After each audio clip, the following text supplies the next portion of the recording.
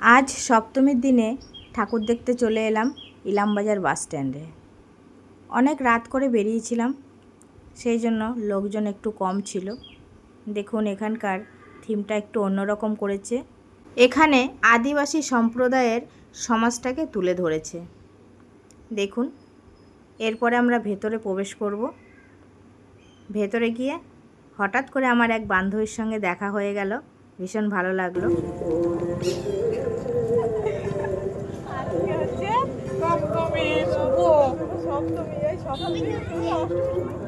হ্যাঁ, আমাদের সপ্তমী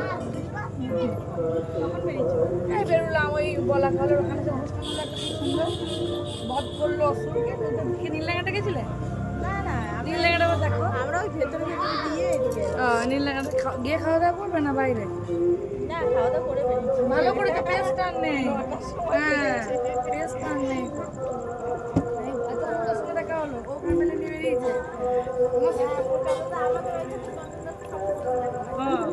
ও আমাকে দেখে নেবে যে বাবুদা একটু ফটো তুলে দাও তো। কাঁদছে কেন?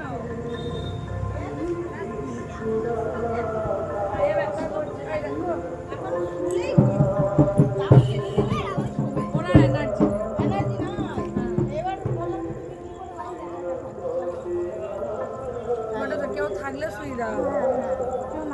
কোথায় যাবে? কাল বেরোবে তো? যেও আমাদের ওইদিকে হাই স্কুল বলাকা। হ্যাঁ, হাই স্কুলে ওই ভিতরটা ফোকাস করো।